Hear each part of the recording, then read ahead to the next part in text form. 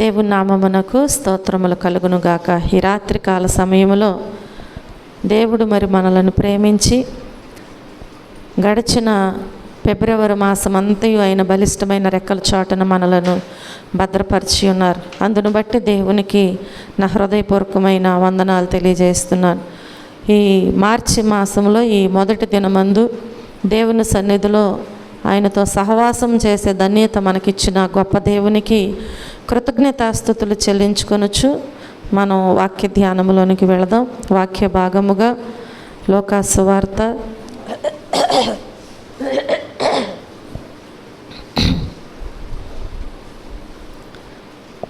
ఈరోజు మన అంశం ఏంటంటే ప్రార్థన అనే అంశం మీద మనం ధ్యానం చేసుకుందాం.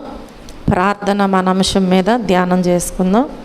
వాక్య భాగముగా లోకా సువార్తలోని కొన్ని ప్రాముఖ్యమైనటువంటి ప్రార్థనలు నేను మీకు తెలియచేస్తాను.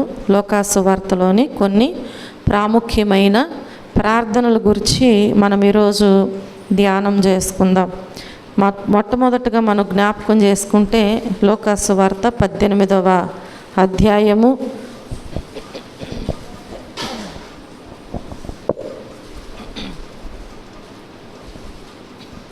11, 12 వచనాలను మనం ధ్యానం చేసుకుందాం. పరిసయ్యుడు నిలువబడి, దేవా, నేను చోరులను, అన్యాయస్తులను, వ్యభిచారులనైనా ఇతర మనుషుల వలెనైనను ఈ సుంకరి వలెనైనను ఉండనందుకు నీకు కృతజ్ఞతాస్తుతులు చెల్లించుచున్నాను. వారమునకు 2 మారులు ఉపవాసము చేయుచు నా సంపాదన అంతటిలో 10వ వంతు చెల్లించుచున్నానని తనలో తాను ప్రార్థించుచుండెను. హల్లెలూయా. దేవుని వాక్య భాగములో ఇక్కడ మనకి పరిసయ్యుని ప్రార్థన కనిపిస్తుంది. ఎవరి ప్రార్థన కనిపిస్తుంది? లోకా సువార్తలోని కొన్ని ప్రాముఖ్యమైన ప్రార్థనలు ఈరోజు మనం జ్ఞాపకం చేసుకుందాం. మొదటగా మనం చూస్తే ఈ 18వ అధ్యాయములో ఇక్కడ పరిసయ్యుని యొక్క ప్రార్థన మనకు కనిపిస్తూ ఉంటుంది. ఈ ప్రార్థన మనకు నేర్పించే అనుభవము గర్వించకుండా ప్రార్థించుట నేర్పిస్తూ ఉంటుంది. చూడండి, ఇక్కడ ఈయన ఏమని ప్రార్థన చేస్తున్నాడు? ఈ పరిసయ్యుడు నిలువబడి, నేను చోరులను, అన్యాయస్తులను, వ్యభిచారులనైనా ఇతర మనుషుల వలెనైనను ఈ సుంకరి వలెనైనను ఉండనందుకు నీకు కృతజ్ఞతాస్తుతులు చెల్లిస్తున్నాను అంటున్నాడు. అంటే ఇక్కడ ఈ ప్రార్థనలో మనకేం కనిపిస్తుందంటే తన్ను తాను హెచ్చించుకునేటువంటి ఆ విధానము మనకు కనిపిస్తుంది. అంటే గర్వముగా ఉన్నాడు. ఎలా ఉన్నాడు? గర్వముగా ఉన్నాడు దేవుని సన్నిధిలో. దేవుని వాక్యం అంటుంది కదా, గర్విష్ఠుడా నేను నీకు విరోధిని అంటుంది దేవుని వాక్యం. మనం గర్వముగా దేవుని సన్నిధిలో మనల్ని మనం హెచ్చించుకుంటే దేవుడు మనకి విరోధముగా ఉంటారంట. తన్ను తాను తగ్గించుకొని వాడు హెచ్చించబడును అని దేవుని వాక్యం సెలవిస్తుంది. కాబట్టి ఇక్కడ ఈయన చూస్తే ఏం చేస్తున్నాడంటే, ఈయన మనం జ్ఞాపకం చేసుకుంటే ధర్మశాస్త్రం అంతటిని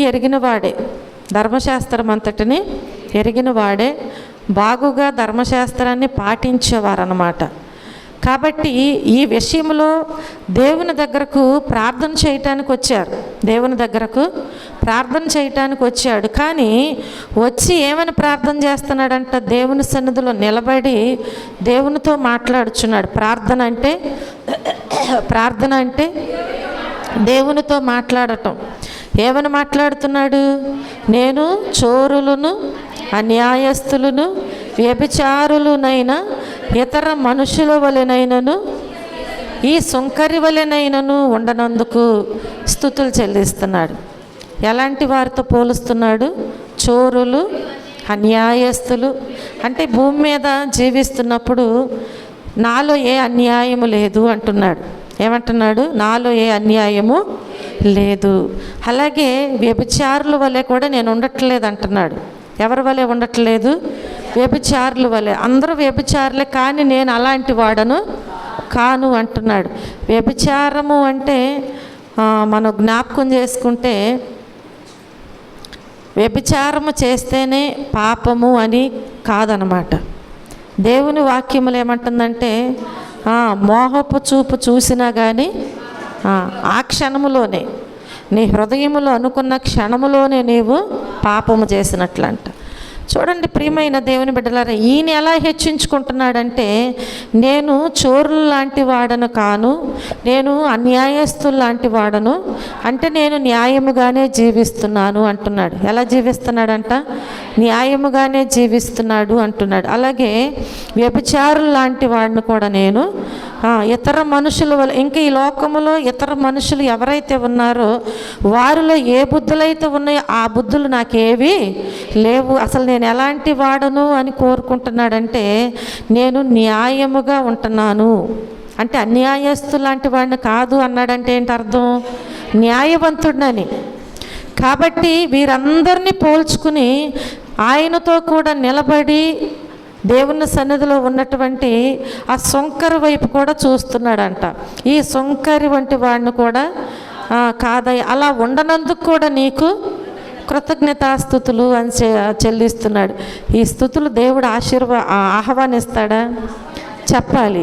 నువ్వు దేవుని సన్నిధికి వచ్చింది ఎందుకంటే నిన్ను నువ్వు సరి చేసుకోవటానికి. నువ్వు దేవుని సన్నిధిలో ప్రార్థన చేసేది ఎందుకంటే నీ ప్రార్థన దేవుని యొద్దకు చేర్చబడాలి, నీ ప్రార్థన దేవుడు వినాలి. నువ్వు ఏ ప్రార్థన చేయాలంటే నీ ఆత్మలో ఉన్నటువంటి, నీ శరీరంలో ఉన్నటువంటి ప్రతి పాపాన్ని దేవుని దగ్గర ఒప్పుకొని విడిచిపెట్టాలి ప్రార్థన ద్వారాగా. అలాగే నీకున్న కొదువుల గురించి దేవుని దగ్గర ప్రార్థన చేయాలి, అడగాలి. అంతేకాని వేరే వాళ్ళని మనం విమర్శిస్తూ ప్రార్థిస్తే ఆ ప్రార్థన దేవుడు ఆలకించడు. తిరిగి మరలా ఏమంటున్నాడు? పైపెచ్చు కృతజ్ఞతలు చెల్లిస్తున్నాడు. హల్లెలూయా, హల్లెలూయా. చూడండి మరలా ఏమంటున్నాడు? వారమునకు 2 మారులు ఉపవాసం ఉంటాడంట. వారానికి ఎన్నిసార్లు ఉంటాడంట? 2 సార్లు ఉపవాసం ఉంటాడంట. ఏం ప్రయోజనం అండి? 2 సార్లు ఉపవాసం ఉంటే ప్రయోజనం ఏముందా? హృదయం సరిలేకుండా వారంలో 2 సార్లు ఉపవాసం ఉన్నందువల్ల ఈ ఉపవాసం దేవుడు వింటాడా? చెప్పాలి. ఉపవాసం చేస్తానని అంటారు కానీ ఉపవాస దినాన్ని పాటించుకుంటారు కానీ ఉపవాసము ఉన్నప్పుడు దేవుని వాక్యములు యెషయా గ్రంథములు ఏమంటది? మీరు మీ వ్యాపారములను మానుకుంటున్నారా? మీ పనివారితో పని చేయించుకోవటం మానుకుంటున్నారా? ఆకలి కొనిన వారికి మీ ఆహారం పెడుతున్నారా? కదా, ఎన్ని విషయాలు అక్కడ తెలియజేస్తున్నారు. ఊరికే 2 సార్లు నేను ఉపవాసం ఉన్నాను కదా అంటే ఆ ఉపవాసము వల్ల నీకు వచ్చే ప్రయోజనము లేదు. ఉపవాసం ఉన్నావంటే దేవునికి నీ హృదయాన్ని సమర్పించుకోవాలి, దేవునికి సన్నిహితముగా ఉండాలి నీవు. అంతేగాని వేరే వాళ్ళని నేనైతే ఉపవాసం ఉంటాను వాళ్ళైతే ఉండరు అనటానికి వీల్లేదు. ఎవరి ప్రార్థన వారిదే, ఎవరి భక్తి వారిదే, ఎవరి నిశ్చయత వారిదే, ఎవరి తీర్పు కూడా వారిదే కదా. నీ భక్తిని బట్టి పక్కవారికి తీర్పు రాదు. నీ భక్తిని బట్టి నీకు తీర్పు వస్తుంది, వారి భక్తిని బట్టి వారికి తీర్పు వస్తుంది. అంతేకాని ప్రక్కవారిని చూసి నేను అలాంటి వాడను కానందుకు నీకు కృతజ్ఞతలయ్యా అనటానికి మనమేపాటి వారమండి. మన నీతి ఎలాంటిదంట? సామెతల్లో ఉంది కదా, మురికి గుడ్డ లాంటిదంట. మన నీతి ఎలాంటిది? మురికి గుడ్డ లాంటిది. మన భక్తి ఎలాంటిది? అన్నీ ఉన్నప్పుడు ప్రార్థన చేస్తాం, భక్తి చేస్తాం. ఇంట్లో అంతా బాగున్నప్పుడు సంతోషంగా ప్రార్థన చేస్తాం. ఇంట్లో సమస్యలు వచ్చినా, ఆర్థిక పరిస్థితులు వచ్చినా, ఏదన్నా కష్టం వస్తే మన భక్తి ఏమైపోతుంది? చల్లారిపోతూ ఉంటుంది. మన భక్తి ఎలా ఉంటుంది చూడండి. ఈ భక్తి కోసమే మనం ఇంకొకరిని విమర్శించటానికి వీల్లేదు. కాబట్టి ప్రియమైన దేవుని బిడ్డలారా, యేసుక్రీస్తు సహితమే తను తాను తగ్గించుకుని ఏం చేస్తున్నారు? శిష్యుల యొక్క పాదాలు కడుగుతూ ఉంటున్నారు. కనుక ఈ రాత్రికాల సమయంలో రెండవదిగా మరలా ఆయన ఏమంటున్నాడంటే, వారమునకు 2 మారులు ఉపవాసం ఉంటానయ్యా నేను. దేవునికి తెలియదా? చెప్పాలి. మనం దేవునికి ప్రార్థనలో నేను నీకు ఇయ్యేస్తున్నాను, అయ్యేస్తున్నాను, నేను ఇన్నిసార్లు ఉపవాసం ఉంటున్నాను, మోకరించి ఇన్ని గంటలు ప్రార్థన చేస్తున్నానని మనం చెప్పనవసరం లేదు. దేవునికి అన్నీ తెలుసు. మనం కూర్చుండుట, మనం లేచుట దేవునికి తెలుసు. కాబట్టి 2 సార్లు ఉంటున్నావో 1 సారి ఉంటున్నావో మనం చెప్పనవసరం లేదు. హల్లెలూయా.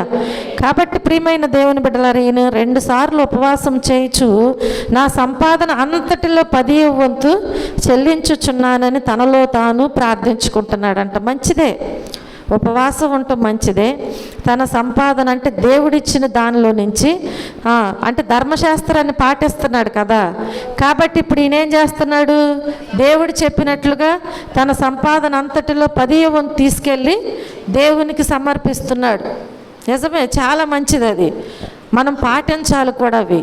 కానీ తిరిగి మరలా మనం మనలను హెచ్చించుకుని ఇతరులను తగ్గించటానికి, విమర్శించటానికి వీల్లేదు. హల్లెలూయా. పరిసయ్యుని ప్రార్థన ఎలా కనిపిస్తుంది అంటే తన్ను తాను హెచ్చించుకున్నట్లుగా మనకు కనిపిస్తూ ఉంటుంది. ఇది ఒక అనుభవం అన్నమాట. ఈ ప్రార్థన మనకు నేర్పించే అనుభవం, గర్వించకుండా ప్రార్థించటం నేర్చుకోవాలి అనే ఒక అనుభవం మనకి వస్తూ ఉంటుంది. కాబట్టి లాస్ట్కి దేవుడు ప్రార్థనలన్నీ ఆయన వింటారు కదా. మనం ఎంత ప్రార్థన చేసినా మన ప్రార్థన దేవుడు వింటారు. చాలామంది భక్తులు ప్రార్థన చేసినప్పుడు వారి ప్రార్థనలు దేవుడు విన్నారు. చూడండి, ఈ వీరి ప్రార్థన కూడా దేవుడు, పరిసయ్యుడు చేసిన ప్రార్థన కూడా దేవుడు వింటారు తప్పకుండా. వినకుండా ఉండే దేవుడు కానే కాదు. అందరి ప్రార్థన దేవుడు వింటారు. అందరి మొరను దేవుడు ఆలకిస్తూనే ఉంటారు. హల్లెలూయా. ఎందుకంటే మన ప్రార్థనల వైపు ఆయన చెవులు యొగ్గుతారంట. ఆయన చెవి యొగ్గి మన ప్రార్థన ఆలకిస్తూ ఉంటారంట. హల్లెలూయా. అందుకనే రక్షింపనేరక ఉండునట్లు యెహోవా హస్తము కురుచు కాలేదు, విననేరక ఉండునట్లు ఆయన చెవులు మందము కాలేదు. ఈ లోకానికి వచ్చింది ఎందుకంటే నశించిన దానిని వెదకి రక్షించటానికి ఆయన ఈ లోకానికి వచ్చారు. కాబట్టి అందరూ మారు మనసు పొందాలని ఆయన ఉద్దేశమై ఉన్నది కనుక అందరి ప్రార్థన దేవుడు ఆలకిస్తూనే ఉంటారు. హల్లెలూయా. చూడండి, మొదటగా పరిసయ్యుని ప్రార్థన మనం చూసాం లోకాసు వార్తలో.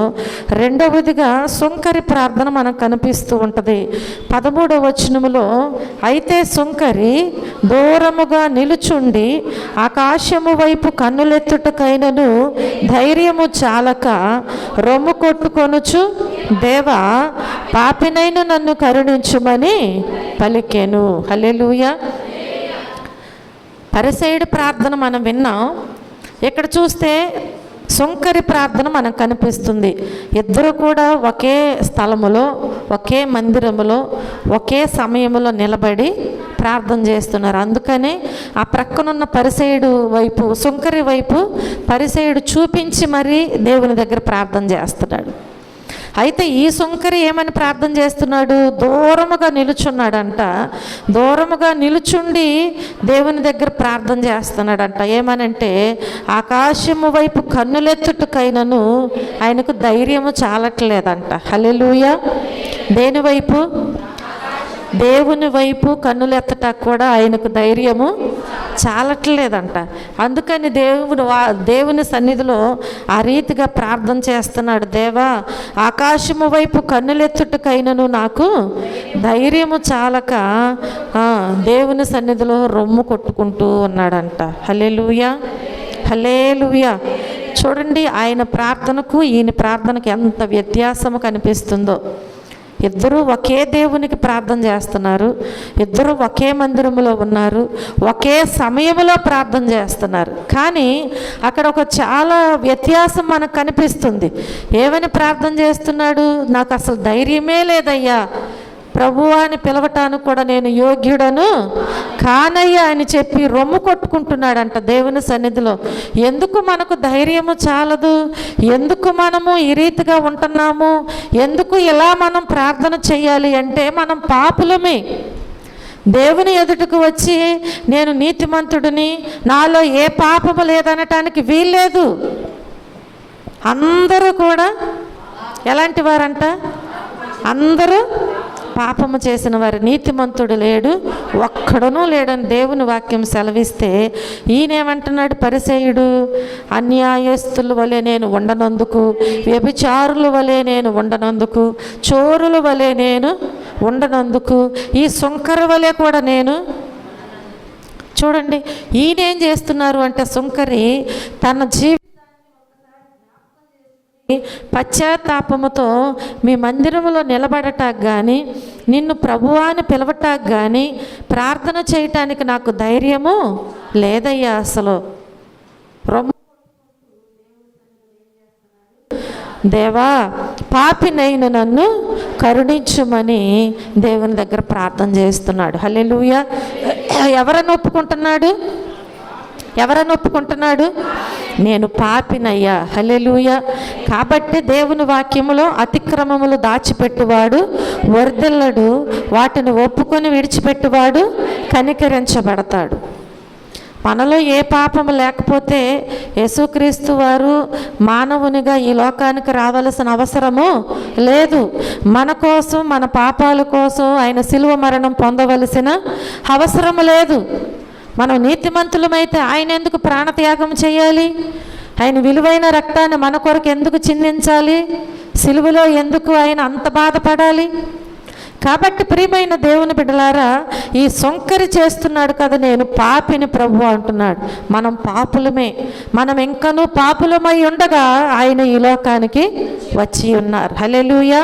మన కోసం ఆయన ఈ లోకానికి వచ్చి ఉన్నారు. అది మనం మర్చిపోవటానికి వీల్లేదు. కనుక ఈ సొంకరి దేవుని దగ్గర ప్రార్థన చేసి, నన్ను క్షమించి ఒకసారి నన్ను జ్ఞాపకం చేసుకుని నన్ను కరుణించు ప్రభువా అని చెప్పి దేవుని దగ్గర ఏం చేస్తున్నాడు?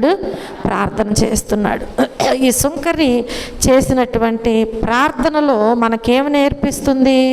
తగ్గింపు నేర్పిస్తుంది. పరిసయ్యుడు చేసిన ప్రార్థనలో తనను తాను హెచ్చించుకుంటున్నాడు. సుంకరి చేసిన ప్రార్థనలో మనకేమి నేర్పిస్తుంది అంటే తగ్గింపు నేర్పిస్తుంది. మనం తగ్గించుకొనటం వలన మనం ఏమాత్రము కూడా చిన్నవారం అయిపోము. దేవుని దగ్గర ముందు మనం ప్రాముఖ్యంగా తగ్గించుకోవాలి. చాలా విషయాలలో దేవుని పరిచర్య చేసేటప్పుడు నేను ఎంత తగ్గించుకుని ఈ పని నేను చేయటం ఏంటి అనుకుంటారు. ఈ పని నేను చేయటం ఏంటి? మనం వస్తున్నప్పుడు మన కళ్ళ ముందు ఏదైనా కనిపించినా కానీ ఆ పని మనం చేయటానికి ఇష్టపడం. చూడండి ప్రియమైన దేవుని బిడ్డలారా, మనం ప్రతి విషయంలో తగ్గించుకోవాలి. ఎందుకంటే నీవు దేవుని బిడ్డగా పిలువబడుచున్నావు. ఏర్పాటు చేసుకున్నాడు దేవుడు. నువ్వు ఏర్పరచబడి ఉన్నావు. కాబట్టి దేవుని బిడ్డగా నీవు ఈ భూమి మీద కొనసాగాలి, ఆయన బిడ్డగా నిన్ను దేవుడు అంగీకరించాలి అంటే నువ్వు ఈ లోకములో తగ్గించుకోవాలి. ప్రతిదానికి హెచ్చించుకుని ప్రతిదానికి ప్రక్కవారిని చిన్న చూపు చూసేవారుగా మనం ఉండటానికి వీల్లేదు. వాళ్ళెంత, వాళ్ళ బ్రతుకెంత అనటానికి మనమెంతండి? అసలు మనమెంత కదా? ఒకవేళ దేవుడు వారిని ఆశించవచ్చు, కానీ ఏమి విమర్శించటానికి వీల్లేదు. నీవు చేసే భక్తే గొప్పదని నిన్ను నీవు హెచ్చించుకోవటానికి కూడా వీల్లేదు. ఎవరి భక్తిని చూస్తున్నాడు, ఎవరి ప్రార్థన ఆలకిస్తున్నాడో మనకి తెలియదు. కాబట్టి నీలో ఉన్న స్థితిని నువ్వు గ్రహించుకోవాలంతే. దూలాన్ని మాత్రమే నువ్వు చూసి దాని విషయంలో నువ్వు ప్రార్థన చేయాలి, కానీ ఎదుటివారి కంట్లో ఉన్న నలుసును వెతకటానికి అవకాశము లేదు. హల్లెలూయా, హల్లెలూయా. కాబట్టి ఇప్పుడు ఈ సుంకరి చేసిన ప్రార్థన మనకు ఏమి నేర్పిస్తుంది అంటే తగ్గింపు అనేటువంటిది మనకి నేర్పిస్తున్నట్లుగా మనం చూస్తున్నాం. కనుక వీరిద్దరి విషయాలలో దేవుడు ఏం చేశారండి? ఎవరి ప్రార్థన ఆలకించారు? దేవుని వాక్యం అంటుంది కదా, అతని కంటే ఇతడు నీతిమంతుడుగా తీర్చబడి తన ఇంటికి వెళ్ళినని మీతో చెప్పుచున్నాను. హల్లెలూయా. అతని కంటే ఎవరు? పరిసయ్యుడు కంటే సుంకరి ఎలా తీర్చబడ్డాడంట? నీతిమంతుడుగా తీర్చబడి తన ఇంటికి వెళ్ళాను. హల్లెలూయా. దేవుని సన్నిధికి వచ్చినటువంటి నిన్ను నీవు తగ్గించుకో. అసలు ప్రక్కన కూర్చున్న వారిని చూసే నువ్వు ఎలా అయిపోతావంటే, ఇదేంటి నా పక్కన వచ్చి కూర్చున్నాడు, నా పక్కన వచ్చి కూర్చుందేంటి అని చెప్పి నీ మనసు అంతా గలిబిలైపోద్ది. ఇంక నువ్వు ఎక్కడ తగ్గించుకుని దేవుని దగ్గర ప్రార్థన చేస్తావు కదా? దేవుని సన్నిధిలోనే నీకు సమాధానం ఉండదు. దేవుని సన్నిధిలోనే నీవు సరి అయిన సహవాసం చేయలేవు. ఇతరులతో నీవు ఐక్యతగా ఉండలేవు. కాబట్టి దేవుడు నీ ప్రార్థన ఎలా ఆలకిస్తాడు? నేర్చుకోండి ప్రియమైన దేవుని బిడ్డలారా. ఈ సుంకరి చేసిన ప్రార్థనను బట్టి దేవుడు ఆయనను ఎలా తీర్చాడు అంటే నీతిమంతుడుగా తీర్చినట్లుగా చూస్తున్నాం. నీతిమంతుడుగా తీర్చబడి ఇంటికి వెళ్ళాడంటే దేవుడిచ్చే ఆశీర్వాదమే కదా. నువ్వు ఇంటికి వెళుతున్నావు అంటే వ్యసన పడుతూ వెళ్ళిపోకూడదు. ధనవంతుడు అలాగే తిరిగి వెళ్ళిపోయాడంట. దేవుని దగ్గరకు వచ్చాడు, అడిగాడు, బాగానే ఉంది, దేవుడు చెప్పాడు, నేను ఇవన్నీ పాటిస్తున్నాను అంటున్నాడు. ఆఖరికి ఒక్కటి చెప్పేసరికి ఏమైపోయాడు? ఇన్ని పాటించిన అతను ఒక్క విషయంలో నీ ఆస్తి అంతా మీ బేదలకు ఇవ్వయ్యి అనగానే, నేను ఎంత కష్టపడి సంపాదించుకున్నది బేదలకు ఇవ్వటానిక? పరలోకం ఎక్కువ, నీ ఆస్తి ఎక్కువ? నీ ఆస్తి నీకు అక్కరకు రాదు, నీ సంపాదన నీతో పాటు రాదంట. మళ్ళీ ఈ భూలోకముల అవి చిమ్మిట్లు కొట్టేస్తాయంట. కాబట్టి వాటిని కోసము, వాటిని బట్టి మన భక్తిని, మన నీతిని మనం అమ్మి వేసుకునే వారముగా ఉండటానికి వీల్లేదు. వ్యసన పడుతూ వెళ్ళిపోయాడు. ప్రయోజనం ఏముంది? దేవునితో మాట్లాడాడు కానీ ప్రయోజనము లేదు. దేవుడు జీవించమన్నట్లుగా జీవించలేకపోయాడు. కాబట్టి ఇప్పుడు ఆయన నీతిమంతుడిగా తీర్చబడి వెళ్ళాడా? దేవుని ఆశీర్వాదం ఏమన్నా తీసుకెళ్ళాడా? లేదు. ఈ పరిసయుడు వారానికి 2 సార్లు ఉపవాసం ఉన్నాడు. దేవుడు ఏమైనా గొప్పగా పొగిడాడా? లేదు.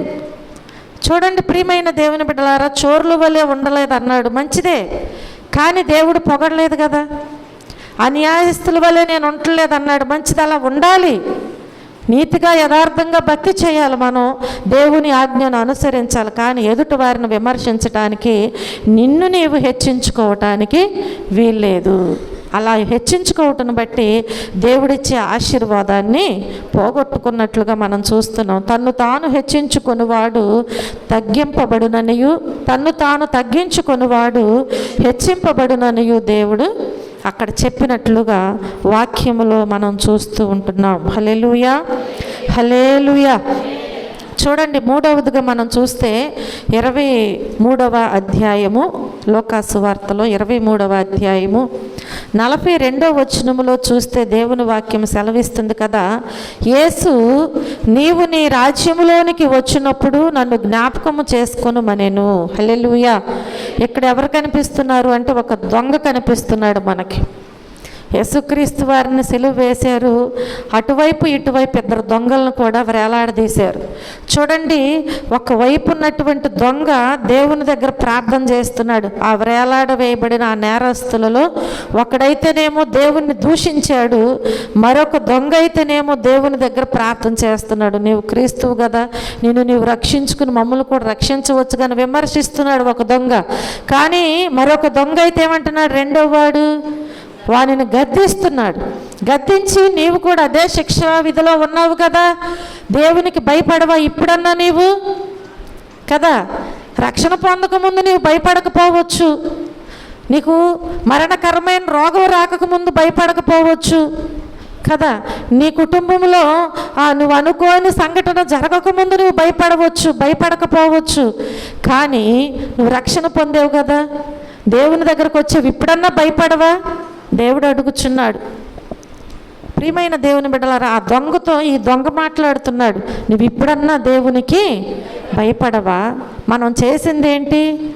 మనం ఏ స్థితిలో ఉన్నాము కదా, చాలాసార్లు మన స్థితిని మర్చిపోతాం, మన పరిస్థితిని మర్చిపోతాం. ఎలాంటి స్థితిలో ఉన్న మనల్ని దేవుడు రక్షించుకున్నాడు, ఎలాంటి స్థితిలో ఉన్న మనల్ని దేవుడు ఈ రీతిగా ఆశీర్వదించాడు, ఎలాంటి స్థితిలో ఉన్న మనల్ని దేవుడు జ్ఞాపకం చేసుకుంటున్నాడు, ఇవన్నీ మర్చిపోతాం. మనం తిరిగి మరల దేవుణ్ణే విమర్శించే వారముగా పైకి ఎదిగిపోతూ ఉంటాం. మన ప్రార్థన అలాంటిదిగా ఉండటానికి వీల్లేదు. ఇక్కడ పశ్చాత్తాపడినటువంటి దొంగ ప్రార్థన మనకు కనిపిస్తుంది. రెండవ దొంగలో ఏం కనిపిస్తుంది? పశ్చాత్తాపం అనేది కనిపిస్తూ ఉంటుంది. ఏమని ప్రార్థన చేస్తున్నాడు? ఆ దొంగతో ఏమని సెలవిస్తున్నాడు? మనకైతే ఇది న్యాయమే, మనం చేసిన వాటికి తగిన ఫలము. తను తాను తగ్గించుకున్నాడు, తను తాను తగ్గించుకుని పశ్చాత్తాపడుతున్నాడు. నేను దొంగను కాబట్టి ఈ శిక్ష నాకు వచ్చింది, ఈ శిక్ష నాకు వచ్చిందంటే నేను చేసిన పనిని బట్టి నేను శిక్షించబడ్డాను. తెలుసుకున్నాడు, నా పాపమును బట్టి నాకు ఈ శిక్ష వచ్చింది, ఈ శిక్ష నుంచి నేను విడుదల పొందాలి అంటే, ఈ పాపము నుంచి విడుదల పొందాలి అంటే దేవుడే నాకు మార్గము, దేవుని దగ్గరే నాకు కృప దొరుకుచున్నది అని గుర్తించాడు. కనుక ఆఖరి సమయంలో దేవునితో మాట్లాడుతూ ఉంటున్నాడు. ఎలాగంటే పశ్చాత్తాపముతో దేవుని దగ్గర ప్రార్థన చేస్తున్నాడు. హల్లెలూయా.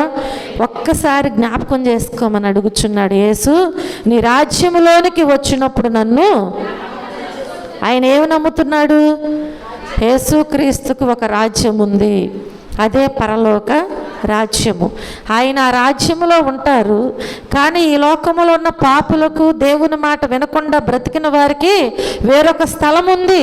కాబట్టి ఈయన గ్రహించి, నేను ఆ స్థలములోకి వెళ్లకుండా ఉండాలి అంటే దేవుని దగ్గర నేను ప్రార్థన, నన్ను నేను తెలుసుకోవాలి, నా స్థితిని దేవునికి తెలియచేయాలి. అది ఎలా తెలియజేశాడు? పశ్చాత్తాపముతో దేవుని దగ్గర ప్రార్థన చేశాడు. ఆ పశ్చాత్తాపముతో చేసినటువంటి ప్రార్థన దేవుడు ఆలకించారు. హల్లెలూయా. ఇప్పుడు మన ప్రార్థనలో ఏముండాలి? పశ్చాత్తాపం ఉండాలి. మన ప్రార్థనలు ఏముండాలి? పశ్చాత్తాపము మరియు పరలోక రాజ్యము చేరటము కొరకు కూడా మనం ఏం చేయాలంటే దేవుని దగ్గర ప్రార్థించటము నేర్చుకోవాలి. హల్లెలూయా. ఈ పశ్చాత్తాపము మనకు నేర్పిస్తుంది మనం ఎలా ప్రార్థన చేస్తే పరలోక రాజ్యములోకి చేర్చబడతామో అనేది. ఎప్పుడు మనకు నేర్పిస్తుంది అంటే, ఎప్పుడైతే నీకు పశ్చాత్తాపం కలుగుతుందో, నేను ఈ పాపములో ఉన్నాను అని నువ్వు గ్రహించి ఆ పాపం విషయంలో పశ్చాత్తాపడతావో, ఆ పశ్చాత్తాప ప్రార్థనే నిన్ను పరలోక రాజ్యానికి చేరుస్తూ ఉంటుంది. హల్లెలూయా, హల్లెలూయా. చూడండి, 4వదిగా మనం జ్ఞాపకం చేసుకుంటే లోకాసు వార్తలోనే 16వ అధ్యాయము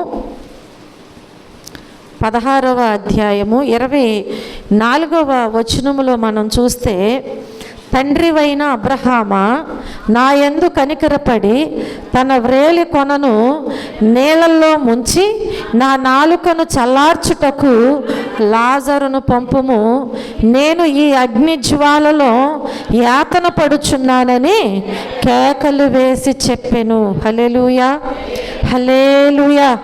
చూడండి, ఇక్కడ మనకి ప్రార్థన కనిపిస్తుంది. పేద ధనవంతుని ప్రార్థన. అర్థమవుతుందా? పేద ధనవంతుడు అంటే ఏంటి? కాదు, పేద ధనవంతుడు అన్నాను కదా. ఏంటది? ఈ లోకములో బాగా ధనవంతుడే, అన్నీ సంపాదించుకున్నాడు, చక్కగా నా ప్రాణమా తిను త్రాగు సుఖించు అని హ్యాపీగా బ్రతికాడు కదా. కానీ అక్కడికి వెళ్ళాక ఎలాంటి స్థితిలో ఉన్నాడు? ఒక్క చుక్క నీటి బొట్టు కూడా దొరకని పేదవాడుగా ఉన్నాడు. అంటే ఇప్పుడు ఈయన ఏ ధనవంతుడు? పేద ధనవంతుడు. అర్థమైందా? ఈ లోకంలో సంపాదించుకున్న చూసి విర్రవీగొద్దు. నాకేంటి, నాకు 4 మేడలు ఉన్నాయి, 2 అంతస్తులు ఉన్నాయి, 4 అంతస్తులు ఉన్నాయి, నాకు 100 కేజీలు అదే ఏమంటారు, ఎన్ని తులాలు, 100 తులాలు బంగారం ఉంది కదా. లేదంటే నన్ను చూస్తానికి నాకు కొడుకులు ఉన్నారు, కూతుళ్ళు ఉన్నారు, నాకు ఉద్యోగం ఉంది, నాకు పెన్షన్ వస్తుంది కదా. వీటిని చూసి ఏమైపోతారు? విర్రవీగుతూ ఉంటారు, నాకేం పర్వాలేదని. ఇవేవి కూడా అక్కడ నీ అక్కర తీర్చవంట. ధనవంతుడే, కానీ అక్కడికి వెళ్ళిన తర్వాత ఏమైపోయాడు? భేదవాడైపోయాడు. ఒక్క నీటి బొట్టు కూడా దొరకనటువంటి భేదవాడైపోయి అక్కడ ప్రార్థన చేస్తున్నాడు. ఇక్కడ దేవుడు కనపడలా, ఇక్కడ దేవుడు కనిపించలా, పేదవారు కనిపించలా, సేవకులు కనిపించలా, మందిరం కనిపించలేదు, ఏది కనిపించలేదు. అసలు ఆయన కళ్ళకి ఏం కనిపిస్తుంది అంటే తను సంపాదించుకున్న ఆస్తి మాత్రమే కనిపిస్తూ ఉంటుంది. దానిని చూసుకుని ఎంతసేపు తనకున్న అధికారాన్ని చూసుకును, బలాన్ని చూసుకును, అంగును చూసుకును కదా, తనకున్న ఆస్తిని చూసుకుని విర్రవీగాడు. కానీ నేను చనిపోతే ఎక్కడికి వెళ్తాను, అసలు నా ఆత్మ ఏమైపోద్ది, అసలు నన్ను పుట్టించినటువంటి దేవుడు ఉన్నాడు కదా, ఇదేమీ లేదు. ఇదేమీ లేకుండా విర్రవీగుతూ జీవించాడు. ఆఖరికి అక్కడికి వెళ్ళిన తర్వాత అంట భేదవాడైపోయి దేవునికి ఏం చేస్తున్నాడు? ప్రార్థన చేస్తున్నాడు. పేద ధనవంతుని యొక్క ప్రార్థన ఎలా ఉంది ఇప్పుడు ఇక్కడ? తండ్రివైన అబ్రహామా, ఎవరిని పిలుస్తున్నాడు? అబ్రహామును పిలుస్తున్నారు. ఇలాంటి వాళ్ళేనంట ఏమని అంటున్నారు? మేము అబ్రహాము సంతానము అని చెప్పుకుంటూ ఉంటారు, కానీ మారు మనసు మాత్రం వారు పొందరు. ఎవరి పిల్లలని చెప్పుకుంటారు? అందుకే బాప్తిస్మం ఇచ్చి యోహాన్ అంటున్నాడు కదా, అబ్రహాముకి ఒకవేళ ఈ రాళ్లతో పిల్లలను పుట్టిస్తాం, మీరు మాత్రం పిల్లలని అనుకోవద్దు అంటున్నాడు. మీరు సర్ప సంతానము, చెరిపివేయి పిల్లలు మీరు. కాబట్టి ఇక్కడ దేవుని వాక్యములు ఈయన ఎవరిని పిలుస్తున్నాడు అంటే, తండ్రివైన అబ్రహామా నా యందు కనికరపడి, ఎవరి యందు? ఈ ధనవంతుని యందు కనికరపడాలంట. అక్కడ ఈయన ఎవరికన్నా కనికరం చూపించాడా? ఎవరి మీదన్నా జాలి పడ్డాడా? ఎవడు రాడు మా గోడ పక్కంగా ఊసుకుంటా వెళ్తున్నాడు అని ఉంటాడు. అవునా? నిజమే కదా. అన్నీ ఉన్నవారికి గర్వం ఉంటుంది కాబట్టి, అహంకారం ఉంటుంది కాబట్టి, పేదవారు వారికి ఎలా కనిపిస్తారంటే ఈగలు దోమలు వెళ్ళే కనిపిస్తారు, చీడ పురుగులు వెళ్ళే కనిపిస్తారు. ఈ లోకంలో వారు దేనిని బట్టి గర్విస్తున్నారంటే వారికి ఉన్న అధికారాన్ని బట్టి, ఆస్తిని బట్టి కదా, వారికి ఉన్న అంగును బట్టి, బలాన్ని బట్టి నాకేంటి అని విర్రవీగుతూ జీవిస్తారు. ఈ లోకంలో ఎవరు కనిపించరు ఇంక అసలు వాళ్ళకి.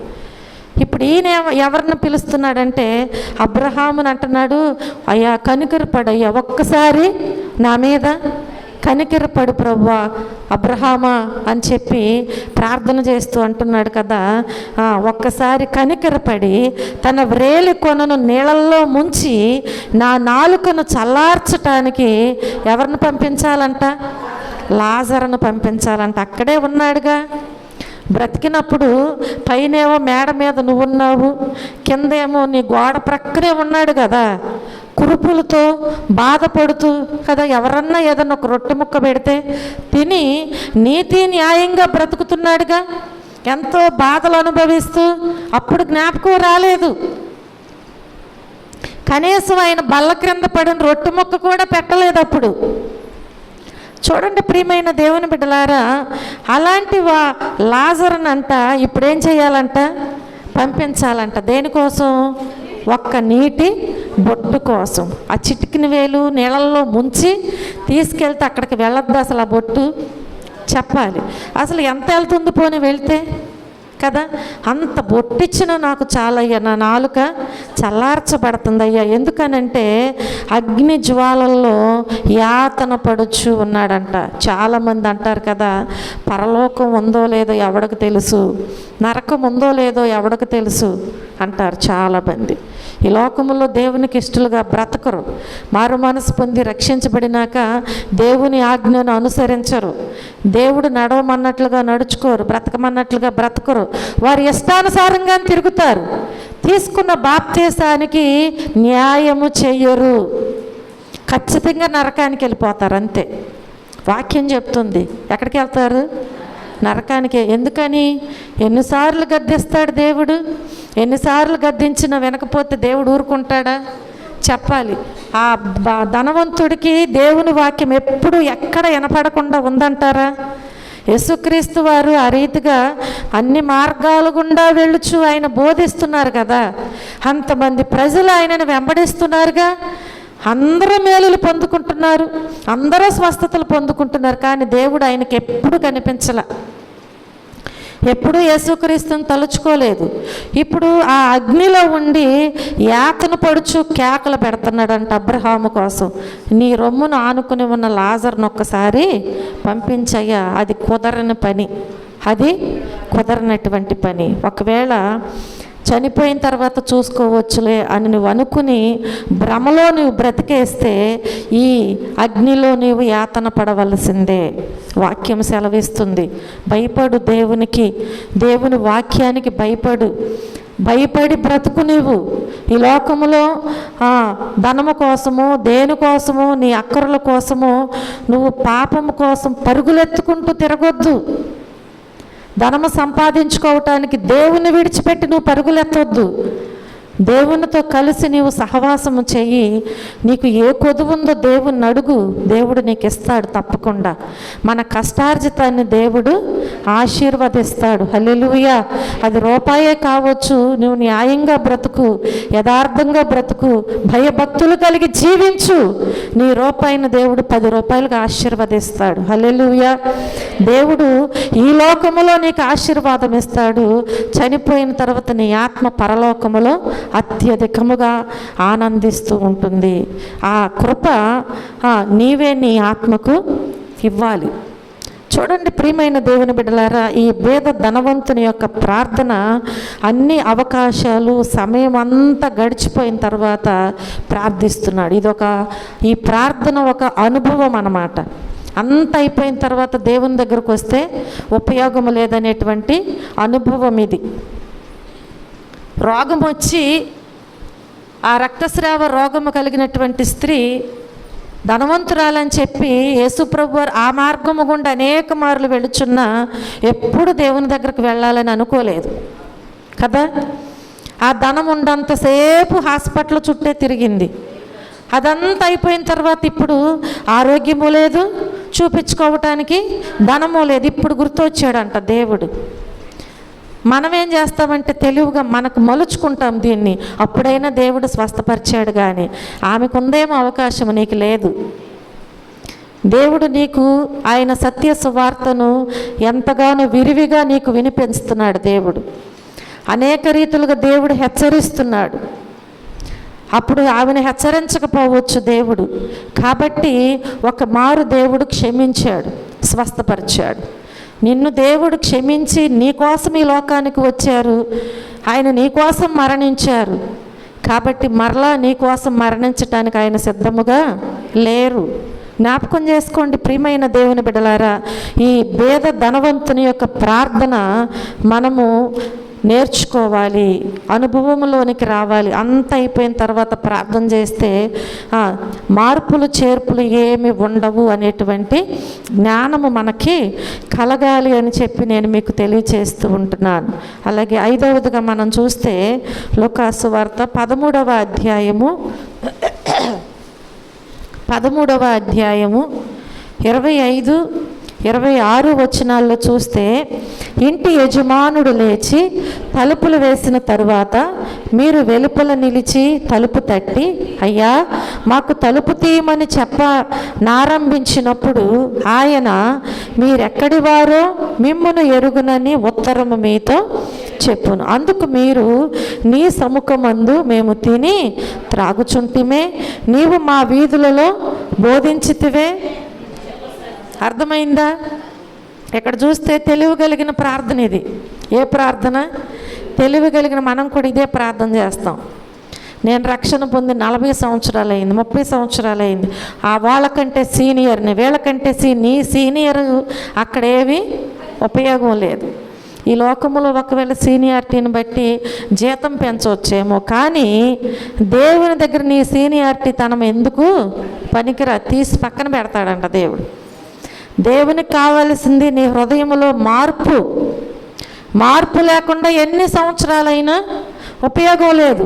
ఇక్కడ కూడా మనం జ్ఞాపకం చేసుకున్నట్లయితే, యెరూషలేమునకు ప్రయాణమై వెళ్ళుచు బోధించుచు పట్టణములో గ్రామములో సంచారము చేస్తూ ఉన్నప్పుడు అక్కడొచ్చి, ప్రభువా రక్షణ పొందువారు కొద్దిమందేనా అని అడిగారంట. ఆయన వారిని చూసి, ఇరుకు ద్వారం ప్రవేశింప పోరాడుడి, అనేకులు ప్రవేశింప చూస్తారు కానీ వారి వలన కాదని మీతో చెప్పుచున్నాను. చూడండి, ఈ ఉపమానములో మనం చూస్తే ఇంటి యజమానుడు లేచంట తలుపు వేసిన తరువాత మీరు వెలుపల నిలిచి తలుపు తట్టి, అయ్యా మాకు తలుపు తీయమని ఆరంభిస్తారంట. ఇంటి యజమానుడు వచ్చినప్పుడు, ఇంటి యజమానుడు తలుపు వేసేసిన తరువాత నువ్వు ఇంట్లోకి వెళ్లకుండా బయటే ఉండి అప్పుడొచ్చి తలుపు తీయమంటే నీకున్నటువంటి హోదాను బట్టి, సీనియారిటీని బట్టి తలుపు తీస్తాడా దేవుడు? ఒకవేళ పాస్టర్ గారు అయితే నైట్ వచ్చి ఒకవేళ ప్రార్థన చేయమన్నా చేస్తారేమో, కానీ నువ్వు ఒకవేళ ఇంటికి ఏ టైంలో పిలిచి చేయమన్నా చేస్తారేమో, కానీ దేవుడు నీకు తలుపు తీయడు. ఆయన తీయడు. ఇంకా ఆయన తలుపు వేసేసాడు. ఎందుకంటే ఆ ఇంటికి యజమాని ఆయనే. ఆ ఇంటి యజమానుడు తలుపు వేసినాక నువ్వు వచ్చి ఒకవేళ అడిగినా కానీ నీకు సాధ్యము కానే కాదు. కాబట్టి దేవుని వాక్యం అంటుంది కదా, ఆయన ఏమంటారంట, మీరెక్కడి వారో మిమ్మును ఎరుగను అంటాడంట. ఆయన ఇచ్చే ఉత్తరం మీకు ఇదేనంట, అసలు మీరు ఎక్కడ వారో ఎరుగను. మేము ఫలానా CBM వారమండి అన్నా సరే, లేదంటే ఫలానా సంఘం అండి అని చెప్పినా సరే, మేము ప్రవచించేవారమి, లేదంటే మాకు ప్రార్థనలో అది ఉంది, ఈ వరం ఉంది, ఎన్ని వరాలు ఉన్నా సరే దేవుడు తలుపు వేసిన తర్వాత ఇంటి యజమానుడు నువ్వు తలుపు తట్టినా కానీ ప్రయోజనము లేదు. అసలు మీరు ఎక్కడి వారో కూడా నాకు తెలియదు, నేను ఎరుగునని చెప్తా. అందుకు అప్పుడు అంటారంట, ఏమంటారంట, నీ సముఖమందు మేము తిని ఏంటిది అది తిని త్రాగేది, మేము నెల తిని త్రాగుతున్నామయ్యా అంటారంట. తింటున్నావు కానీ నీకు సిద్ధపాటు లేదు, భయము లేదు, భక్తి లేదు. రక్షణ పొందేము, మారు మనసు పొందేము, బాప్తీసం తీసుకున్నాం కదా, ఎవరినో మోసం చేయటం అన్నట్లు దేవుని భయము లేకోకుండా తింటున్నావు, త్రాగుతున్నావు. నీ బాప్తీసం వల్లే నువ్వు పరలోకానికి వెళ్ళవు. ఆయన శరీరాన్ని రక్తాన్ని తిని త్రాగినంత మాత్రాన్ని నువ్వు పరలోకానికి వెళ్ళవు. నీవు ఎప్పుడైతే తగిన సిద్ధపాటు కలిగి దేవుడు వచ్చినప్పుడు ఆయనతో కూడా లోపలికి వెళ్తావో అప్పుడే నీవు అర్హుడవి. అంతేకాని అప్పటి వరకు వెలుపల ఉండి నేను వారానికి 2 సార్లు ఉపవాసం ఉన్నాను, నేను నీతిగా ఉన్నాను, యథార్థంగా ఉన్నాను, భక్తి చేస్తున్నాను, నేను మీ శరీరాన్ని రక్తాన్ని తిని త్రాగుచున్నాను, మీ పరిచర్యలో ఉంటున్నానని చెప్పి నువ్వు ఎన్ని చెప్పినా కానీ దేవుడు ఏమంటారంటే, నీవు మా వీధులలో బోధించేటప్పుడు నువ్వు ఎక్కడ ప్రార్థన పెట్టినా అక్కడికి వచ్చామయ్యా, నైట్లు పెట్టినా వచ్చాం, పగలు పెట్టినా వచ్చాం, ఉపయోగం ఏముంది? వాక్యానికి లోబడలేదుగా, దేవుడు మాట్లాడినప్పుడు నువ్వు వినలేదుగా, ఉపయోగం లేదు కదా.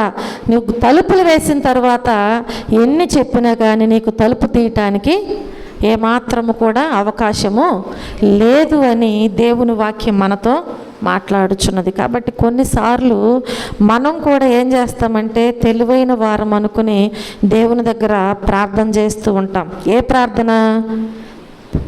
తెలివిగల ప్రార్థన. ఏం ప్రార్థన చేస్తాం? కానీ ప్రార్థించే వారమైన మనమే తెలివైన వారమైతే మరి వినే దేవుడండి, చెప్పాలి. ఆయన మనల్ని కన్నాడా, మనం ఆయన కన్నామా? పిల్లలు కూడా ఇప్పుడు అట్లాగే తల్లిదండ్రులకు నేర్పిస్తున్నారు. నీకేం తెలుసు వాగు అంటున్నారు పిల్లలు. బట్టలు తీసుకునే విషయంలోనైనా, తినే విషయంలోనైనా, ప్రయాణం ఏ విషయంలోనైనా, ప్రతి విషయంలో ఇప్పుడున్న పిల్లలు ఏం చేస్తున్నారు? తల్లిదండ్రులకు నేర్పిస్తున్నారు. నీకేమీ తెలియదు, నువ్వు ఆగు అంటున్నారు. చూడండి, మనం కూడా తెలివిగా ఏం చేస్తున్నామంటే తెలివైన ప్రార్థన చేస్తున్నాం. కానీ మరి వినే దేవుడు మనల్ని కన్నాడు కదా, ఆయన తెలివైన ఆయన అయితేనే కదా మనం తెలివిగా పుట్టేది. అది గ్రహించలేకపోతున్నాం. కాబట్టి ప్రియమైన దేవుని బిడ్డలారా, వినే మన దేవుడు మనకంటే తెలివైన దేవుడని మనం ఏం చేయాలి? ఇప్పుడు గ్రహించాలా లేదా? నువ్వు గ్రహిస్తేనే జాగ్రత్తగా ఉంటావు. పిల్లలు కూడా ఎప్పుడైతే నా తల్లిదండ్రులు నా మంచి కోసం చెప్తున్నారని గ్రహించి తల్లిదండ్రుల మాట వింటేనే సరి అయిన ప్రవర్తన కలిగి జీవిస్తారు వాళ్ళు. ఒకవేళ వీళ్ళు చెప్తే నేనేంటమేంటి, మా అమ్మకు చదువు లేదు, మా నాన్నకు చదువు లేదు, వాళ్ళకేం తెలుసు అన్నట్లుగా ఉన్నారనుకో, ఏమైపోతావు నువ్వు? నీకున్న గర్వాన్ని బట్టి నీ ఇష్టానుసారముగా నడుస్తావు. నీ మార్గములో ఏ రీతిగా నువ్వు వెళ్తావో నీకు తెలియదు. కనుక ప్రియమైన దేవుని బిడ్డలారా, ఈ రాత్రి ఒకవేళ తెలివైన ప్రార్థన చేస్తే తెలివైన ప్రార్థనకు ప్రతిఫలము నీకు దొరకదు అని చెప్పి నేను మీకు మనవి చేస్తున్నాను. హల్లెలూయా. 6వదిగా మనం జ్ఞాపకం చేసుకుంటే 15వ అధ్యాయము 15వ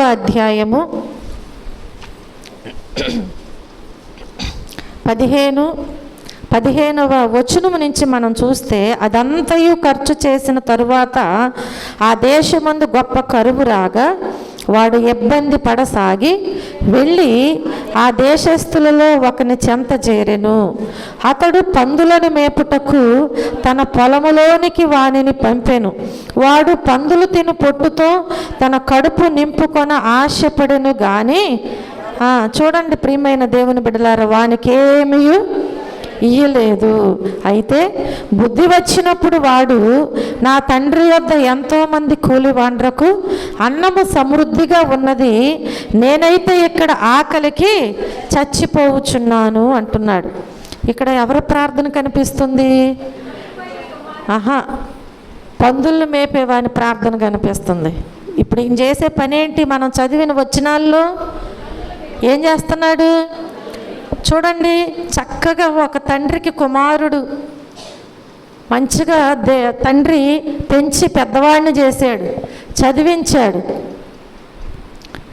పిల్లల కోసం కష్టపడి సంపాదించాడు. కానీ ఈ కుమారుడు పెరిగి పెద్దవాడై యవనస్తుడైన తర్వాత తన ఇష్టానుసారముగా జీవించటానికి ఇష్టపడి తండ్రికి వేరైపోయి వెళ్ళిపోయాడు. అక్కడేమో మంచిగా చక్కగా కాలేజీకి వెళ్ళటానికి తండ్రి మంచి బైక్ కొని ఉంటాడు, అవునా? మంచి బట్టలు కుట్టుకుంటున్నాడేమో, మంచిగా చక్కగా రెడీ అయ్యి వెళ్ళొచ్చు. ఇక్కడ బయలుదేరి అక్కడికి వెళ్తుంటే అంత దూరం వెళ్ళే కానీ వెనక మంచి స్మెల్ రావచ్చు. వేలకు వేలు ఖర్చు పెట్టి అలాంటివన్నీ కొనుక్కొని ఎంజాయ్ చేస్తూ ఉన్నాడు తండ్రి దగ్గర ఉన్నప్పుడు. ఏ లోటు లేదు, ఏ కొదువ లేదు, మంచిగా వెళుతున్నాడు, వస్తున్నాడు. కానీ ఈయనలో ఉన్నటువంటి ఒక దురాలోచన ఏం చేసింది అంటే తండ్రికి వేరు చేసింది. తండ్రికి వేరు చేసింది. తండ్రికి వేరైనటువంటి కుమారుడు క్షేమంగా ఉన్నాడా? లేడు. ఇప్పుడు ఆఖరికి ఆయన దుస్థితి ఎలా మారింది? పందుల్ని మేపేవాడుగా మారాడు.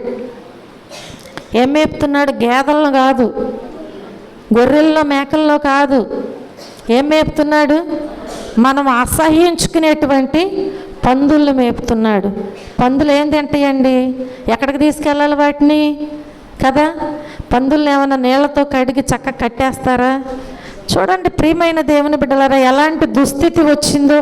వాడు ఆ పందుల్ని మేపుచు ఉన్నాడంట. 15వ వచనం నుంచి అదంతయు ఖర్చు చేసిన తరువాత ఏదంతా తండ్రి మీద పోట్లాడి, నా ఆస్తిని నాకు ఇచ్చేయి, నేను వెళ్ళి ఏం చేస్తానంటున్నాడు? బాగా వ్యాపారం చేసి, అది కూడా ఏ వ్యాపారం? దుర్వ్యాపారం చేస్తాడంట. మంచి వ్యాపారం కాదు. దురాలోచన కలిగిన వాడు దుర్వ్యాపారం చేయాలనే కదా అనుకునేది. మంచి ఆలోచన కలిగిన వాడైతే తండ్రితోనే ఉండేవాడు కష్ట సుఖాల్లో. కానీ ఈయనకి దురాలోచన వచ్చింది కాబట్టి, నా ఆస్తి నాకు ఇస్తే నేను వెళ్ళి దుర్వ్యాపారం చేసి లాభం సంపాదించుకుంటాను, కాబట్టి నా ఆస్తి అంత నాకు ఇచ్చేయమని చెప్పి పోట్లాడి, తండ్రి ఎంత బ్రతిమలాడినా ఎంత నచ్చజెప్పినా, నీకేం తెలుసు, నువ్వు సంపాదించి అట్ట మూట కట్టుకుని పెట్టుకుంటే పిల్లల్ని పెడద్దా? ఇదే కదా ఏమంటారు? నీకేం తెలుసు, ఇది తీసుకెళ్ళి దానిలో పెడితే 10 అంతల బుద్ధి, అవునా? ఈ వ్యాపారం చేస్తే ఆ వ్యాపారం చేస్తే అని చెప్పి తల్లిదండ్రులు ఏం చేస్తారు? వేధిస్తూ ఉంటారు. వారు కష్టపడి దాంతో చేసుకోరు. చూడండి, అలాగే తండ్రిని వేధించి తనకు రావాల్సిన ఆస్తిని తీసుకుని వెళ్ళిపోయాడు దూరదేశానికి, దుర్వ్యాపారం చేశాడు. ఉన్నదంతా అయిపోయిందంట. అదంతయు ఖర్చు చేసిన తరువాత ఎవరిస్తారండి? స్నేహితులు ఇస్తారా? ఎవరు నీ దగ్గర ఉన్నంతసేపు ఆ బెల్లం దగ్గర ఏమవుతాయి? ఏగలు అవుతాయి. బెల్లం ఉన్నంతసేపే. ఆయన దగ్గర ధనం ఉన్నంతసేపు స్నేహితులు ఎంతోమంది ఉండొచ్చు, ఎంజాయ్ చేయొచ్చు. కానీ ఈయన దగ్గర ఉన్నదంతా ఖర్చు అయిపోయిన తర్వాత ఇతన్ని ఎవరు ఉద్యోగంలో పెట్టుకోవట్లేదు. ఎందుకని? వీడికి పని పాట చేయటం రాదు కదా. కష్టపడి సంపాదించిన ఆస్తిని ఖర్చు చేయటమే వచ్చు. తల్లిదండ్రులు కష్టపడి ఇచ్చింది ఎంజాయ్ చేయటమే వచ్చు, కానీ వారికి కష్టపడటం అనేది రాదు. కాబట్టి ఎవరు పెట్టుకుంటారు పనిలో? ఎవరు పెట్టుకోరు. ఏ ఉద్యోగం ఇవ్వట్లేదు. ఏ స్నేహితులు ఆశ్రయాన్ని అడిగిన ఎవరు కూడా ఆశ్రయం ఇవ్వట్లేదు. తినటానికి ఆహారం కావాలి కదా, కట్టుకోవటానికి బట్టలు కావాలి. ఎన్ని రోజులు ఉంటాడు ఆహారం లేకుండా? ఎక్కడికి వెళ్ళినా కానీ ఉపయోగం లేదని చెప్పి ఇప్పుడు ఎక్కడికి వెళ్ళాడు? పందులు యజమాని దగ్గరికి వెళ్ళాడంట. అయ్యా, నీ దగ్గర ఏమన్నా ఉద్యోగం ఉంటే, ఏం ఉద్యోగం ఉంటుంది? పందులు మేపే ఉద్యోగం. ఆ ఉద్యోగం తీసుకున్నాడంట. హల్లెలూయా, హల్లెలూయా. తండ్రికి వేరైనటువంటి కుమారుడికి ఎంత శిక్ష వచ్చిందో చూడండి. ఇప్పుడు ఇతను ఏం చేస్తున్నాడనమాట? పందులను మేపుచూ ఉన్నాడు. వెళ్ళాడు, దుర్వ్యాపారం చేసి అంత ఖర్చు చేసుకుని అదంతా అయిపోయిన తర్వాత ఆ దేశమందు గొప్ప కరువు రాగానే వాడు ఇబ్బంది పడసాగి ఆ దేశస్తులు ఒకని చెంతకు వెళ్ళి పందులను మేపటానికి పొలములోనికి వెళ్ళిపోయి వానిని పంపించిన తర్వాత వాడు ఏం చేస్తున్నాడు అంటే, ఆకలి వేసి వాడికి ఆహారం లేక పందులు తిని పొట్టుతో తన కడుపు నింపుకోవాలని ఆశపడ్డాడు. పందులు తినే పొట్టుతో తన కడుపు నింపుకోవాలని ఎంత దుస్థితో చూడండి. తినటానికి ఆహారం లేదు కాబట్టి ఇప్పుడు అదన్నా నేను తిని నా కడుపు నింపుకుందామని అనుకున్నాడంట. కానీ వానికేమీ ఇవ్వలేదు. అప్పుడు గుర్తొచ్చాడంట మరల తండ్రి. ఎప్పుడండి? కనీసం పందులు తినేది కూడా దొరకనప్పుడు తండ్రి గుర్తుకొచ్చాడంట. అప్పుడు అనుకుంటున్నాడంట, ఏమనుకుంటున్నాడు? అయితే బుద్ధి వచ్చినప్పుడు వాడు నా తండ్రి వద్ద ఎంతోమంది కూలి వాండ్రకు అన్నము సమృద్ధిగా ఉన్నది, నేనైతే ఇక్కడ ఆకలికి చచ్చిపోవచ్చున్నాను.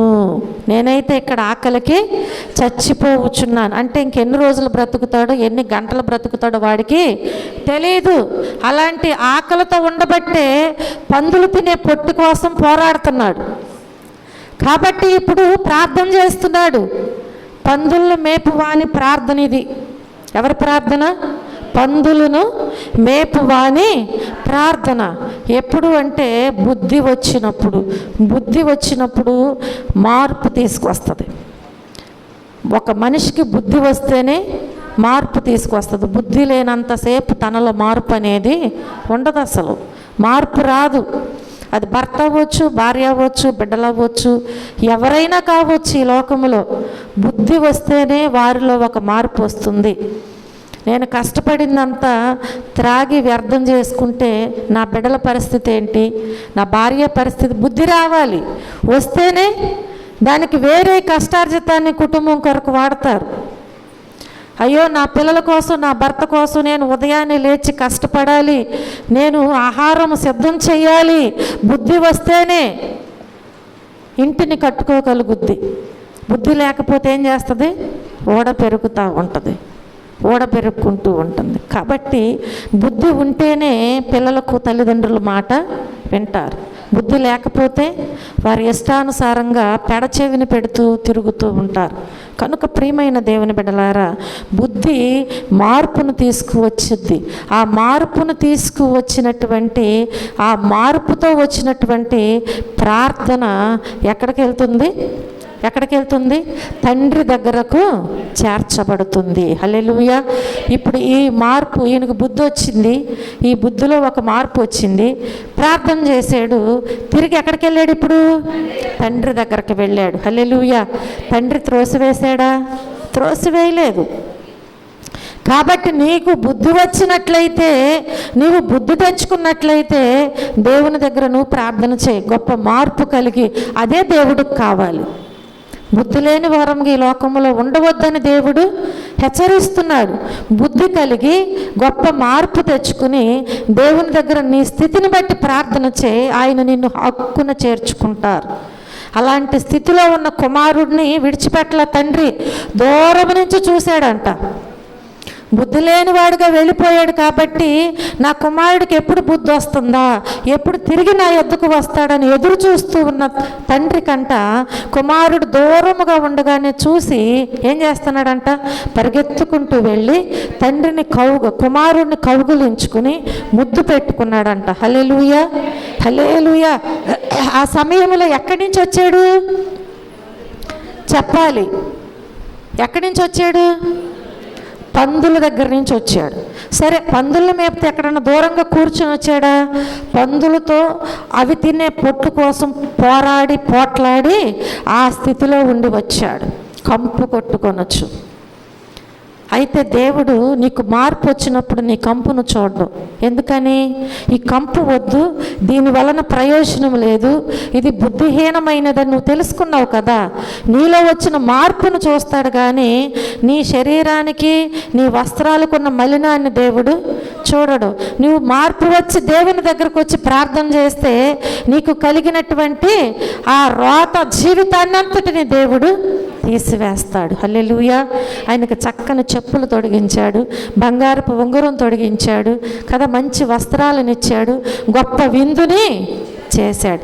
తప్పిపోయిన ఈ నా కుమారుడు, చనిపోయిన ఈ నా కుమారుడు తిరిగి మరలా బ్రతికి వచ్చాడు. హల్లెలూయా, హల్లెలూయా.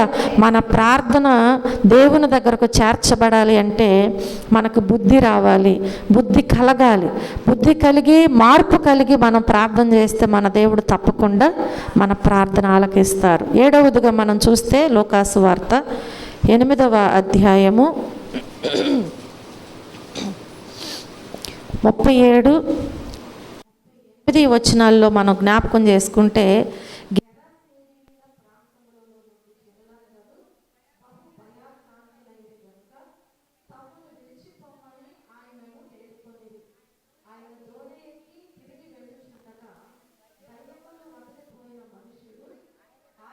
కూడా తన్ను ఉండనిమ్మని ఆయనను వేడుకొనిరి.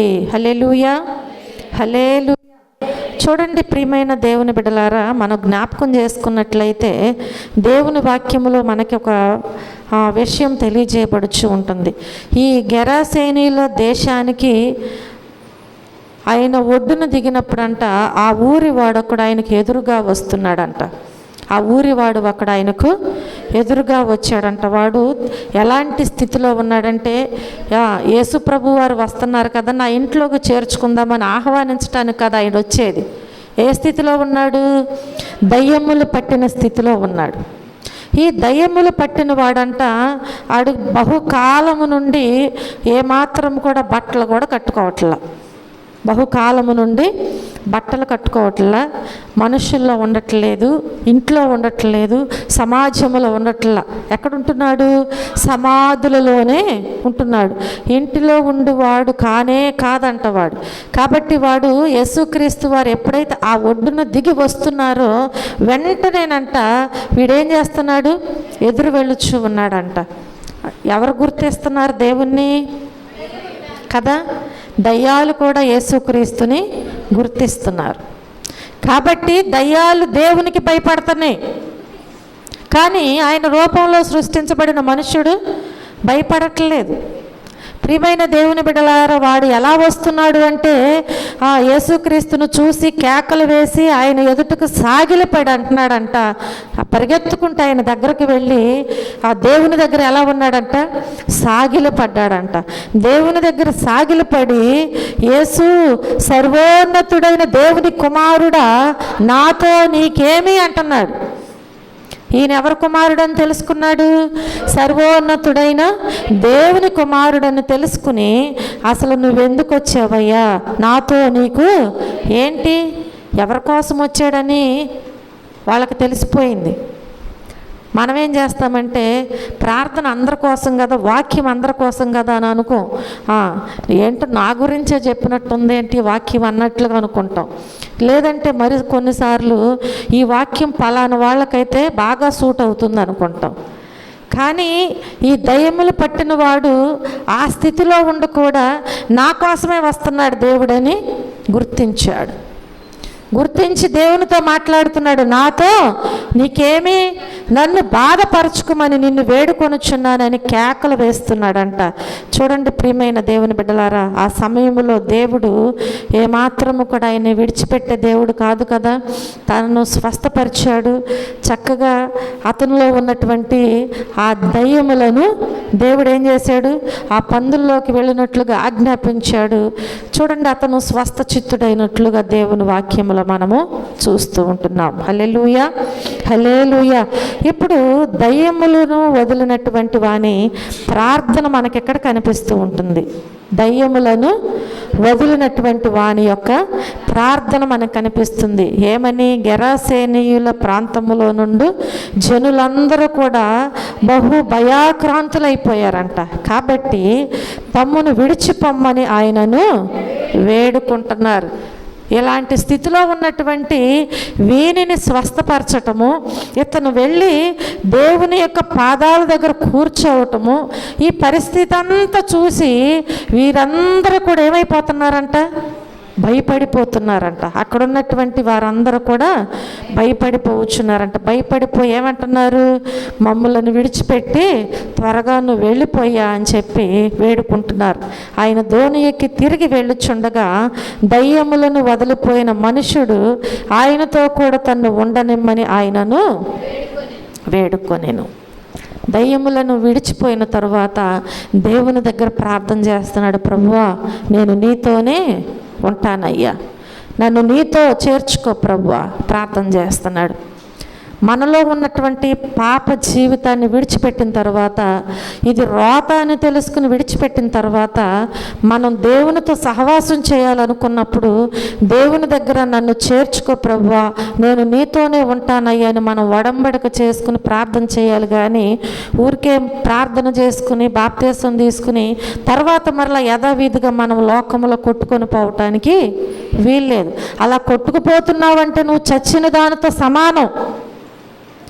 నీటికి ఎదురు వెళ్ళేదే బ్రతికున్నది. ఆ ఉరవడి కొట్టుకుపోతుందంటే అది చచ్చిపోయింది, దానిలో జీవము లేదు. ఒకవేళ మనం శారీరకంగా బ్రతుకున్నామేమో కానీ దేవునిలో చచ్చిపోయినట్లే. ఈ లోకంలో కొట్టుకుపోతున్నావంటే, కాబట్టి ఆ జీవితం నీలో ఉండకూడదు అంటే ఈ దయ్యములను వదిలిన వాని యొక్క ప్రార్థన నువ్వు నేర్చుకోవాలి. ఈ దయ్యములను వదిలినటువంటి వాని ప్రార్థన ఆయనతోనే జీవించాలని, సాక్షిగా జీవించాలని తీర్మానం చేసుకున్న ప్రార్థనగా మనకు కనిపిస్తుంది. ఆ అనుభవం మనకి ఉండాలి. ఆ అనుభవాన్ని మనం నేర్చుకోవాలి, కలిగి మనము జీవించాలి. అప్పుడే దేవుని పిల్లలుగా మనం పిలువబడతాం. మనం చేసిన ప్రార్థనకు ప్రతిఫలము దొరుకుతుంది. హల్లెలూయా, హల్లెలూయా. లోకాసు వార్తలో కొంతమంది చేసిన ప్రార్థనలను, కొన్ని ప్రాముఖ్యమైన ప్రార్థనలు మనం ఈరోజు నేర్చుకున్నాం. దేవుడు మనతో మాట్లాడారు. ఎవరెవరి ప్రార్థనల గురించి? పరిసయ్యుని ప్రార్థన, సొంకరి ప్రార్థన, పశ్చాత్తాపపడిన దొంగ ప్రార్థన, భేద ధనవంతుని ప్రార్థన, తెలివి గలవాని ప్రార్థన, పందులను మేపువాని ప్రార్థన, దయ్యములను వదిలిన వాని ప్రార్థన. మరి నీ ప్రార్థన ఎలా ఉంది? దేవుణ్ణి తెలుసుకున్న తర్వాత నీ ప్రార్థన ఎలా ఉంది? ఈ రాత్రి నువ్వు పరిశీలన చేసుకుని దేవుని దగ్గర ప్రార్థన చేయి. వారి ప్రార్థనలు దేవుడు ఆలకించారు. నీ ప్రార్థన దేవుడు ఆలకించాలి అంటే నీ జీవితము దేవుని ఎదుట సరి అయినదిగా ఉన్నదా లేదా నువ్వు పరిశీలన చేసుకుని ప్రార్థన చేయి. దేవుడు తప్పకుండా నీ ప్రార్థన ఆలకించి నీకు సహాయము దయచేస్తాడు. దేవుడి చిన్న వాక్యాన్ని దీవించి ఆశీర్వదించునుగాక. ఆమేన్. ప్రార్థన చేసుకుందాం. ప్రార్థన చేసుకుందాం. ప్రేమ కలిగిన తండ్రి, కృప కలిగిన మా దేవ, మా రక్షకుడా, మీ పరిశుద్ధమైన నామమునకు లెక్కలేని కృతజ్ఞతాస్తుతులు, స్తోత్రములు, వందనాలయ్యా. ఈ రాత్రికాల సమయంలో అయ్యా కొన్ని ప్రాముఖ్యమైనటువంటి లోకస్వార్తలని ప్రార్థనలను గూర్చి మాకు వివరించిన మా గొప్ప దేవ, మీకే వందనాలు, స్తోత్రములయ్యా. ఎవరి ప్రార్థన ఏ రీతిగా ఉన్నదో మాకు తెలియచేసావు ప్రభువా. ఈరోజునైనా మరి మేము కూడా పరిశీలన చేసుకుని మా ప్రార్థన ఎలా ఉంది అని మేము గ్రహించుకోవడానికి మీ సహాయము దయచేయండి. విన్న వాక్యాన్ని విడిచిపెట్టకనైనా అయ్యా బిడ్డల హృదయాలలో నా ప్రభు అది నూరంతలుగా ఫలింపబడినట్లు మీ సహాయము దయచేయండి. వాక్యానుసారముగా జీవిస్తూ మీకు లోబడిన ఆయన మీలో ఎదిగి ఫలించే బిడ్డలుగా ఉండటానికి మీ కృప అనుగ్రహించమని ఈ సమయంలో నా తండ్రి మరి బిడ్డలనైనా మరి సాక్ష్యాలు చెప్పబోచుండగా ఈ రాత్రినైనా అయ్యా ఈ ప్రార్థన అంతట్లో మీరుండి మీ ఆత్మతో నడిపించమని అడుగుచున్నాను చెల్లిస్తున్నానయ్యా. మీకు వందనాలు. నీ బిడ్డల పట్ల మీరు చేసిన మేలులను బట్టి, ఉపకారములను బట్టి నాయన మీ సన్నిధిలో నిలువబడి సాక్ష్యములు చెప్పబోచుండగా అయ్యా ఇదిగోనైనా మీ ఆత్మశక్తితో బిడ్డలను నింపి మీరు వాడుకోమని అడుగుచున్నాను. ఈ ఆల్ నైట్ ప్రేయర్లో నా ప్రభువా మీరుండి మీ ఆత్మతో నడిపించండి అయ్యా. ఈ ఆల్ నైట్ ప్రేయర్లో బిడ్డలు ఏ స్థితిలో ఉండి ప్రార్థిస్తున్నారో మీకు తెలుసు నాయన. ప్రతి ప్రార్థన మీరు ఆలకించండి ప్రభువా. మీ కృపలో జ్ఞాపకం చేసుకుని బలపరిచి ముందుకు నడిపించండి తండ్రి. వచ్చిన బిడ్డలందరినీ పేరు పేరు వరుసను మీరు జ్ఞాపకం చేసుకోండి అయ్యా. వారి ప్రార్థనలు అంగీకరించండి. రాలేని బిడ్డలను నాయన మీ చిత్తమైతే ప్రభువా మరొక సమయమును వారికి మీరు అనుగ్రహించమని, మీరే మహిమ ఘనత ప్రభావములు పొందమని యేసుక్రీస్తు అతి శ్రేష్టమైన నామములో ఈ ప్రార్థన మనవులు అడిగి వేడుకుని పొందుకొని ఉన్నాము మా పరమ తండ్రి. ఆమేన్.